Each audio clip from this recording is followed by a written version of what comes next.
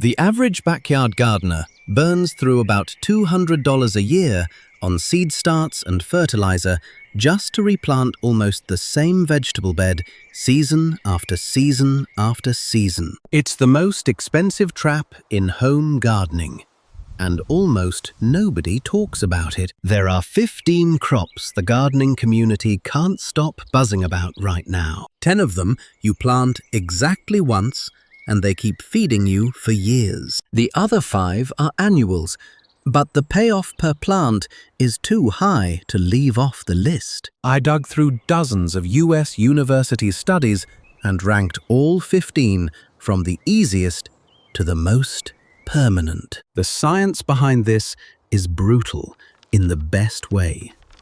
The roots of a perennial vegetable work like a rechargeable battery buried in the dirt. Every fall, they bank energy. Every spring, they spend it pushing up brand new growth, completely for free. The University of New Hampshire documented one of the plants on this list still producing after more than 15 years. That's not garden folklore, that's peer-reviewed data. And the #1 vegetable, you are forbidden from harvesting it for the first 2 full years. The reason why is the smartest gardening decision you will make all year. I'll get to it at the very end. Stick with me. Picture this. Late spring, a couple of years from now. You step outside with your coffee. The bed is already filling itself in. Asparagus spears pushing up like little green pencils. Rhubarb unfurling those big ruby red leaves. Chives bursting into purple pom-poms. And you didn't lift a finger to plant any of it this year.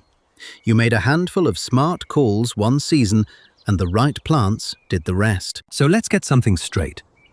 The problem was never your effort. You've watered, you've weeded, you fought squash bugs and powdery mildew on zucchini that still gave up on you by August. Sound familiar?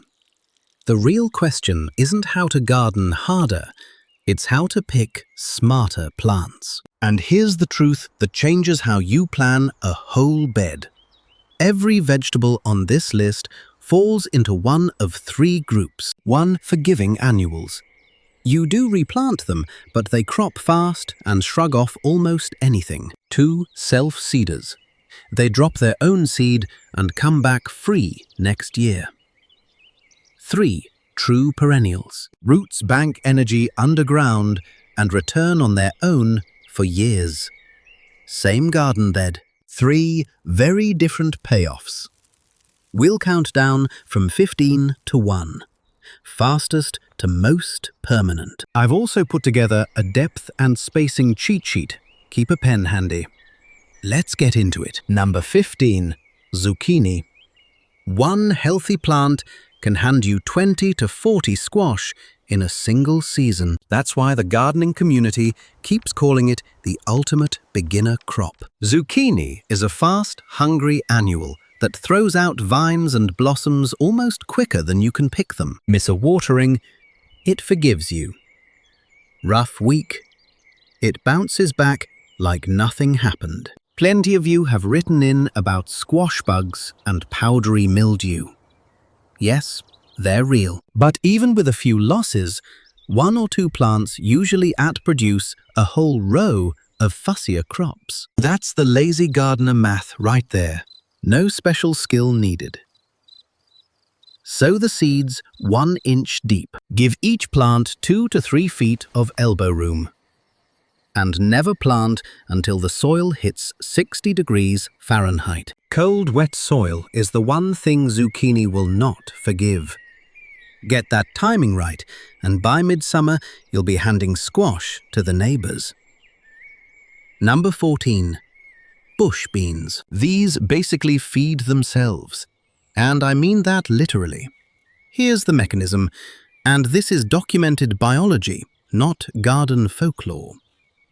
Bean roots team up with bacteria in the soil, and together they pull nitrogen straight out of the air and lock it into the ground. Think of it like a tiny fertilizer factory built right into the roots, manufacturing plant food 24 hours a day for free. That's why beans almost never need fertilizer. Most other plants would kill for that trick. Drop the seeds 1 inch deep and about 3 inches apart. A single planting gives you 4 or 5 rounds of picking off the same plants. One smart decision, weeks of harvest. Same rule as the zucchini. Keep them out of cold, soggy ground, or the seeds just rot before they break the surface. Plant them when the weather's settled. After that, rain or shine, they quietly do their thing, while you look like you've got a serious green thumb. Now stick with me. The next one is a summer favorite, but it comes with a warning every dog and cat owner needs to hear first. Number 13, cherry tomatoes. One indeterminate plant just keeps pumping out fruit right up until frost, easily over 100 in a good season. The gardening forums are full of people showing off their cherry tomato hauls, and for good reason. But here's the part pet owners need to know. The ripe red fruit is perfectly fine. The green leaves and stems carry a compound called tomatine. Think of it as the plant's built-in bug spray. It can upset dogs and cats. So plant these where your animals don't graze and you're all set. Give them a cage and full sun, and they'll outwork almost everything else in the bed. Yes, this is technically an annual. You start it fresh each year, but the payoff per plant is so high that 2 cherry tomatoes will keep a whole kitchen in snacking fruit all summer long. Pinch off the tiny suckers where the stem meets a branch. Keep them watered. Let the sun do the heavy lifting. Numbers 12 and 11, cilantro and dill. Here's where it gets really clever. A trick that's spreading fast across the gardening community. Let a few of these plants flower and go to seed. That's it. They'll reseed the bed for you. Free plants next year. 0 effort. That's Mother Nature's way of saying thank you. Scatter the seed shallow, about a 1/4 inch down during the cool part of the season. And here's the mistake almost everyone makes. They panic the moment these herbs bolt and shoot up flower stalks, and they yank them out. Don't. That bolt is the whole mechanism. It's exactly how cilantro and dill plant themselves all over again. Iowa State points out that dill grows a deep taproot and hates being transplanted. So do yourself a favor. Sow it right where you want it and leave it be. 30 seconds of scattering seed and you've basically signed up for a free herb patch that renews itself every single year. One viewer, well into her 70s, gardening on bad knees, wrote in to say she quit starting seeds from scratch years ago. Now her bed mostly replants itself, and she still fills a basket every season. That's not an exception. That's the direction more and more gardeners are heading. Numbers 10 and 9. Lettuce and arugula. Both are cool season champions. Both will reseed themselves if you let a few plants bolt at the end of their run. But the key is how you sow them. Barely cover the seed about a 1/4 inch. And here's the fascinating part. These seeds are like tiny solar panels. They actually need light to wake up and break dormancy. The University of Florida points out that if you bury them too deep, they'll just sit there and never sprout. So a light hand wins. Arugula is your peppery, fast-growing green that practically plants itself once it's established. One warning, and it's a simple one. Don't sow either of these at the peak of summer heat. They'll bolt fast and turn bitter on you. Cool weather is non-negotiable for sweet leaves. Numbers 8 and 7. Kale and Swiss chard. These two laugh at frost. Kale actually gets sweeter after a cold snap. Like the plant is saying, "Is that all you've got?" According to Utah State University Extension, A short row can give you 3 to 5 pounds of leaves over a few months. Chard is the cut-and-come-again king. Slice the outer stalks, it pushes new ones right back out. Here's the one rule that keeps them producing. Never strip more than a third of the plant at once. Think of it like leaving fuel in the tank. You wouldn't run your car on empty and expect it to keep going. Same idea. Leave the engine running and these will feed you for months on a single planting. We're at the halfway point. If this has felt easy so far, just wait. Up ahead, there's a plant that literally walks itself across your garden, moving over a foot every single year, completely on its own. And the number one plant, the one you're forbidden to touch for 2 full years, is still coming. Worth the wait. Let's keep counting. Okay, this is the part to save. Here's the whole cheat sheet on one screen. For perennial crowns, like rhubarb and sunchokes, plant them 4 to 6 inches deep and about 3 feet apart in early spring. For the self-seeders, like arugula, lettuce, cilantro, and dill, go 1/4 inch deep, a few inches apart in cool weather. And for the forgiving annuals like beans and zucchini, 1 inch deep and only once the soil climbs above 60 degrees Fahrenheit. 3 groups, 3 depths, 3 seasons, the whole system on one screen. Hit pause and save this frame, because you will not remember every number when you're standing out there with dirt on your hands. I'll wait. From here on, every single plant is a true perennial. You plant it once, and then you basically walk away for years. Let's meet the heavy hitters. Quick heads up before this next one. It can save you a small fortune, and it can take over your whole garden if you plant it in the wrong spot. A lot of gardeners have learned that the hard way. Number 6. The sunchoke, also called the Jerusalem artichoke.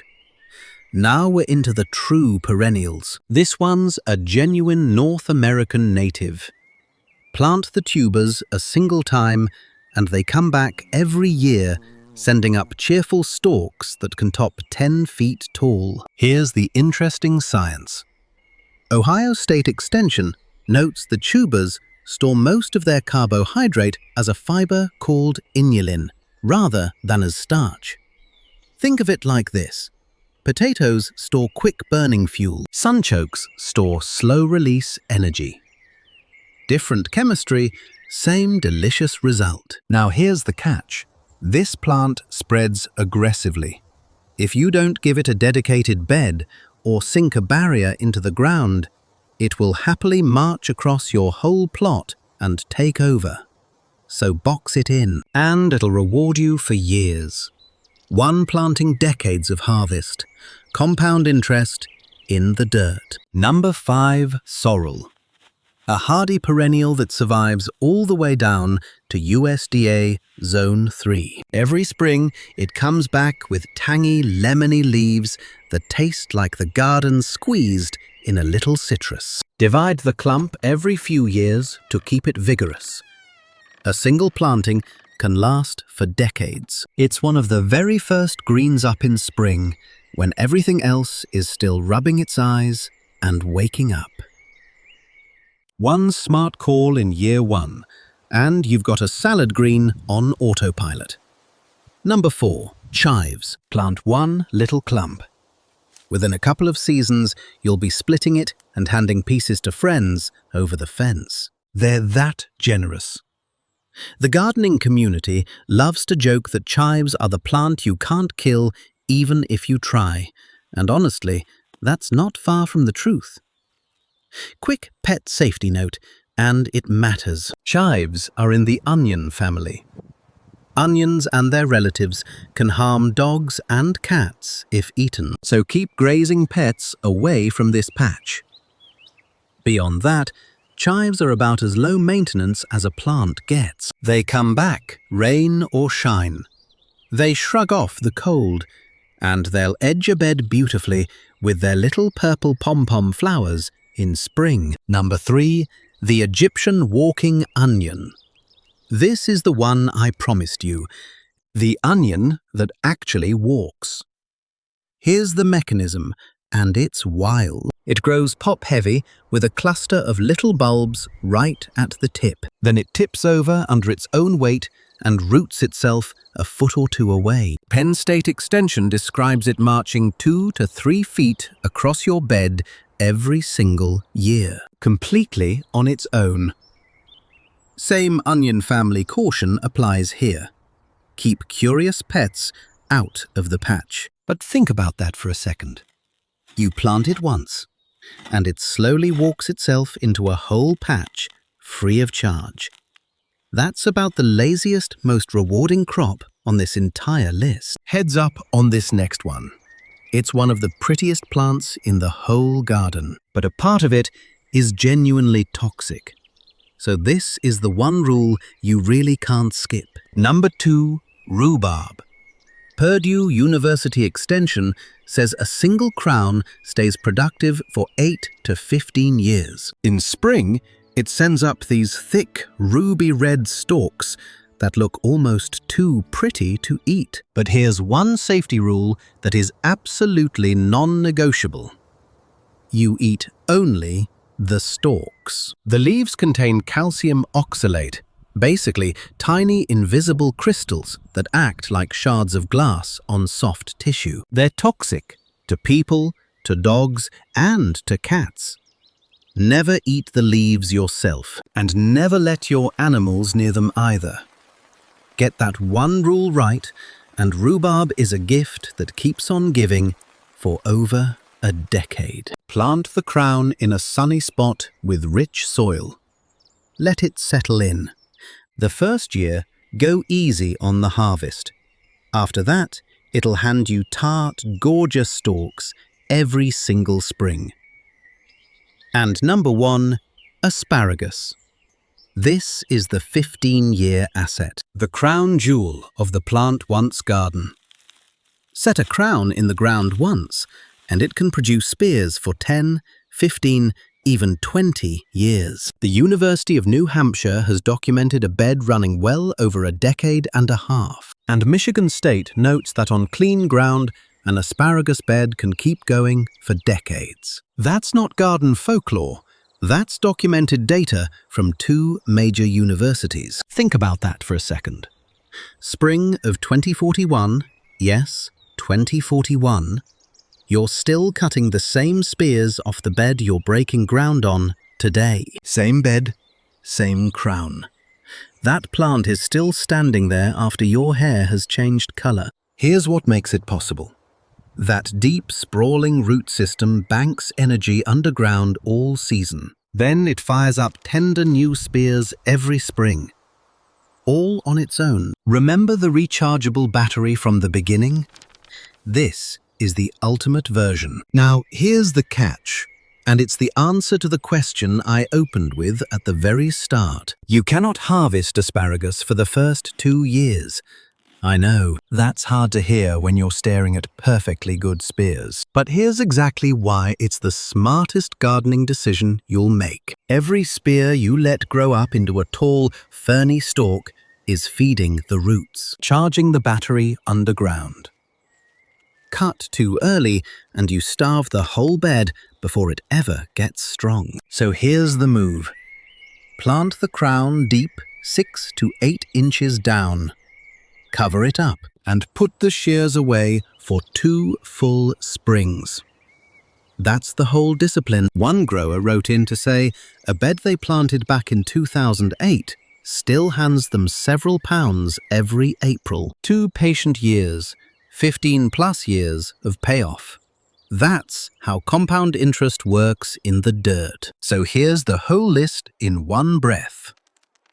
The forgiving annuals, zucchini beans, and cherry tomatoes still need replanting. But they crop so fast and so generously, they earn their spot every year. The self-seeders, cilantro, dill, lettuce, arugula, kale, chard, and the sunchoke drop their own seed, or push right back after every cut. And the true perennials, sorrel, chives, the walking onion, rhubarb and asparagus are the real plant-wants heroes you harvest from for years, sometimes decades. Remember that number one question? Asparagus lives at least 15 years, sometimes far longer. And those 2 no-harvest years are simply the price of admission to a 15-year asset. One question before you go. Walking onion, rhubarb, or asparagus? Which one are you planting? Answer with one word in the comments. Just one word. Plant once, harvest for years. Happy gardening!